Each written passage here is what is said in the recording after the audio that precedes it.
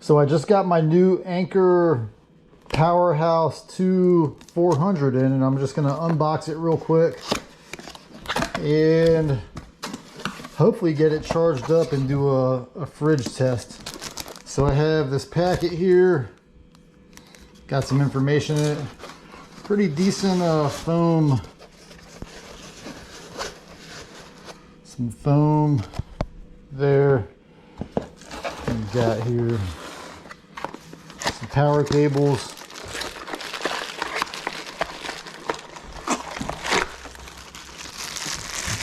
volt charger, AC power block. It actually feels pretty nice. AC power block cable, a couple of other things in there. So I'm actually going to keep this box. It's pretty nice, and use it, I think, if I need to do anything with this later. USB-C, USB to USB-C, and finally the power block itself. Let's see. It's actually a little heavier than I thought it would be, but it's not too bad. All right, so Anker PowerHouse 400, the choice of 55 million plus happy users, fast charging via leading technology, and an 18-month hassle-free warranty. I just recently purchased this, obviously with my own funds, off of Amazon. Okay, so now that I have this thing opened up, I'm going to go ahead and get it set up. Plug this cable in right here, and I think I have an outlet right here in this block. Got that hooked up. Get this plugged in and see if it cranks up. Maybe it will. Cool. All right, what we got here? We're looking at 23% state of charge. One thing I noticed is that, oh, there it goes right there. It shows me I'm getting in about 59 watts from the AC power block, and it says it'll take it about 4.2 hours to charge. So what I'll do is I'll let this charge up, and then I think I'm going to go ahead and plug it into my fridge once I get it charged up and see how it runs the fridge. So while I have this thing charging up, I wanted to go ahead and pull out my RockPal's 500 and sit it next to it. So the RockPal's 500, I believe, is rated at 520 watt hours. Maybe it's 540 watt hours. This thing is rated at 388 watt hours, and you can see pretty much, you know, the volume is about the same, or the volume increases relative to the watt hour power. So I have the USB-C cable here, and I know this thing is supposed to have USB-C in.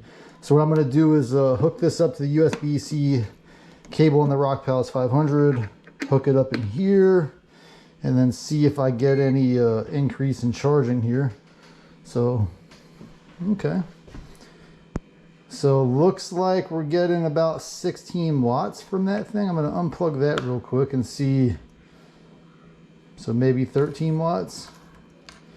And then the other thing I wanted to try, and I'll try this both together to see if the RockPal's, that's a nice firm fit there. It's not going to be jiggling loose or anything. See what the RockPal's does for me with the DC outlet. Are we getting anything here? So we're getting some wattage there. I'm going to turn this USB-C back off and see. So 55 watts from that. There is only one input here, so pretty cool. We can get up to 75 watts. And for the sake of charging this video, I will try to maximize my charging capacity here. So as this is charging up, I'll talk about the feel a little bit. So the feels pretty sturdy. The handle feels okay. It doesn't jiggle or anything. I mean, I was actually concerned with this RockPal's handle when I first got it, but as you can see, it's still there, intact. And you can see some rub marks here from using it in the van. And then you can, I don't know if you can make that out on the video here, but there's some rub marks here and here, and that's where it sits in my Toyota Sienna back in that 8 passenger seat compartment. It just sits in there and moves around. And so what I plan to do in my van is really stack these up like this and, you know, have 388 more watt hours of power at my disposal as I'm traveling around. So here I'm going to try to charge it with this Dell laptop charger. It is only rated at 45 watts, so I want to see if it'll improve the wattage. So right now with just the AC power block, I have 58 watts coming in, and then I'm going to plug that in and see what happens. So 58, 96, right?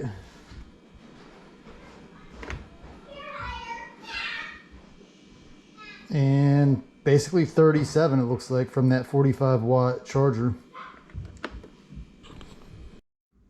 One thing I wanted to look at before I charge it up is to see if the DC output is regulated. And so I have this plugged into the Alpacool C50 refrigerator, and I'm just going to cut it on and see if it will run the fridge without spiking the low voltage F1 code.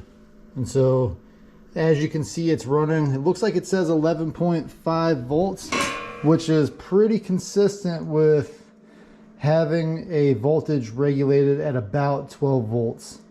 So I went through and made a video recently about using something like this on the Rockpals to keep that voltage regulated, and the one that I used was a 12 volt, but I later went and put in this one that's a 13 volt. And while I've got this on, I'll go ahead and hook that up just to show. Let's see, turn that off, unplug this. New cable's nice and tight, and I have my kind of homemade wiring job here for my voltage up converter. And what I'll do is plug that in real quick, and again I've got, now you see it says 13.8 volts, and as it kicks on it drops down a little bit, and so pulling out about 40 watts, and that's that little voltage converter that I have for that. Again, this is primarily for the Rockpal, so I think with this I wouldn't even need that for the mini fridge. But later when I do the full power test, we'll see at what percentage this kicks out using just the standard Alpacool power cable. So I'm going to wrap this video to try to keep it short. At this point, if you have made it this far, please comment below if you have any ideas for tests you want to see. Feel free to like this video, or don't like it if you don't like it, and subscribe to my channel. And in the next few weeks I will post a video of this Anker PowerHouse 402 being pushed to its limits with the Alpacool mini fridge.